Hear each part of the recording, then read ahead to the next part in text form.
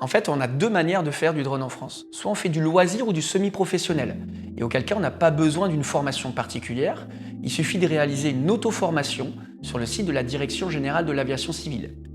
Par contre, vous serez très limité dans l'utilisation de votre drone, dans les endroits où vous pouvez voler et dans les catégories de drones que vous pouvez utiliser.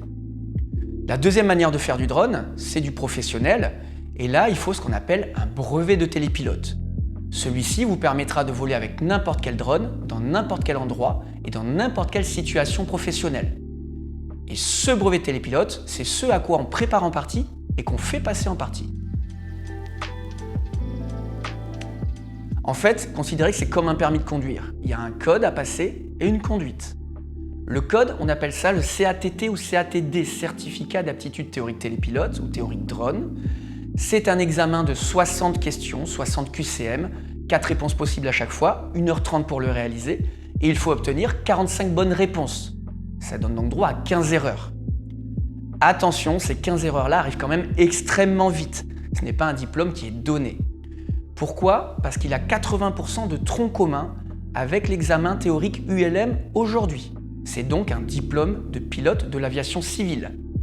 Le programme est super intéressant, mais il est quand même très dense. Pour vous donner la liste quasi exhaustive du programme qui tombe à cet examen-là, on a la réglementation aéronautique, la réglementation spécifique au drone, la lecture des cartes aéronautiques, ça c'est clairement notre quotidien de télépilote, c'est comprendre l'espace aérien pour pouvoir faire les demandes d'autorisation. On a les lois aérodynamiques, savoir comment vole un aéronef. On a la navigation, calculer son cap, sa route, les références sur Terre comme un pilote. On a la radionavigation, tout ce qui est communication et système satellitaire. On a l'électricité, les batteries et l'instrumentation embarquée à bord des drones. Un gros pavé sur l'aérologie et la météorologie aéronautique. Et les performances humaines.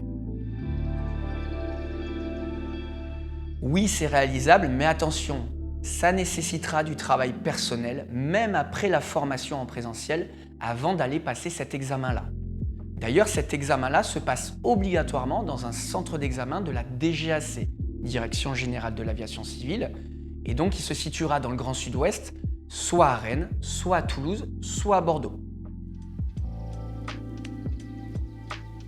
En fait, on a deux possibilités de le préparer chez nous. Soit on fait un mix présentiel et distanciel, auquel cas on ferait ensemble seulement 2 jours de présentiel, sur lesquels on verrait la lecture des cartes aéronautiques, toute la partie réglementation et toute la partie protocole, demande d'autorisation administratif. Tout le reste du programme très théorique que je vous ai cité se ferait en distanciel, avec accès à notre plateforme sur laquelle vous retrouvez tous nos cours en e-learning, plus de 1000 questions d'entraînement et tous nos tutos vidéo. En plus de ça, le lundi de 18h à 20h, on fait des visioconférences sur lesquelles vous pouvez poser vos questions les plus complexes à comprendre en e-learning à nos formateurs en réel. La deuxième possibilité, on fait tout en présentiel et là on passe 5 jours ensemble sur lesquels on voit l'intégralité des modules aéronautiques et on passe du temps avec vous sur les sujets les plus complexes à comprendre quand on n'est pas issu de ce monde-là. À la fin de ces 5 jours, on vous remet accès bien sûr à notre plateforme pour réviser et vous entraîner sur les 1000 questions d'entraînement avant d'aller passer cet examen-là. En fait, on conseille de passer cet examen théorique environ 3 à 5 semaines, selon la formule choisie entre le présentiel et le distanciel, après la fin de formation. C'est le bon timing de révision à coup de 45 minutes, 1 heure par jour sur la plateforme, pour pas non plus se noyer dedans, pour aller se présenter à l'examen. D'ailleurs, petite précision, nous ne pouvons plus vous inscrire à l'examen pour la protection des données individuelles. Du coup, on vous donnera la procédure pour le faire, mais c'est la seule chose qu'on ne peut pas intégrer dans le coût de la formation. Il vous faudra payer 30 € sur la plateforme de la DGAC lorsque vous vous inscrirez. Pour la partie pratique, c'est légèrement différent, puisqu'on est formateur et juriste, si je puis dire. C'est nous qui allons vous former aux 3 scénarios professionnels existants, qu'on appelle S1, S2 et S3. Pour faire simple, ces 3 scénarios de vol-là sont dépendants lors de votre mission, de la catégorie du drone que vous utilisez, on va dire du poids du drone, et de la zone d'évolution où vous le pratiquez. Est-ce que vous êtes en campagne, en zone peuplée ou en zone agglomérée? Et en fonction de ça, ça vous impose un scénario, le 1, le 2 ou le 3. Et ce scénario-là va lui-même vous imposer des limites verticales et horizontales de vol à respecter, des protocoles de sécurité à établir à l'instant T et des protocoles d'autorisation à effectuer en amont. Alors on va effectuer environ une vingtaine d'heures de vol sur 3 jours. La première journée est vraiment dédiée aux bons gestes du pilotage de vol en vue directe du drone. La seconde journée, on va vous apprendre à basculer entre l'écran et le drone. Et dans l'après-midi, on vous apprendra tout ce qu'on aime réaliser en gestes très techniques pour de la prestation audiovisuelle. Sur la troisième journée, on va réaliser 2 missions en réel. Un scénario S2, qui est le seul scénario dit hors vue, où on peut pousser le drone jusqu'à 1 km du télépilote, et un scénario S3, qui est le scénario en agglomération, où on ira vraiment, comme pour une prestation client, en ville pour vous montrer comment on le réalise. À la fin de ces 3 jours de formation, on vous remet une attestation pratique à partir des grilles de notation de la Direction générale de l'aviation civile, et cette attestation pratique, aux yeux de la DGAC, vaut lieu de permis de piloter. Donc là, vous n'avez pas besoin de vous rendre à l'aéroport, c'est bien en centre de formation qu'on effectue cela.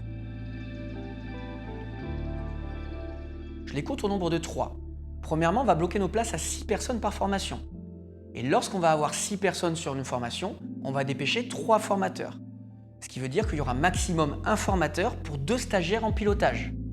Et lorsque vous n'êtes pas en double commande avec votre formateur, celui-ci vous met à côté sur un atelier de précision avec un autre drone. Donc vous pilotez réellement tout le temps sur les 3 jours de formation. Le deuxième, c'est qu'on fournit la restauration. Ça permet en fait de poser plein de questions et d'avoir des échanges assez sympas autour du monde du drone. Et le troisième, on fournit un accès à une école de vidéo en ligne qui vous permettra de progresser après la formation et de continuer à améliorer vos performances.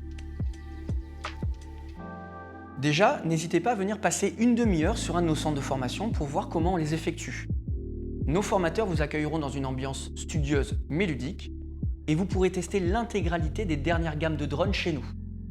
Enfin, pour nous, la formation ne s'arrête pas au bout de 5 ou 8 jours.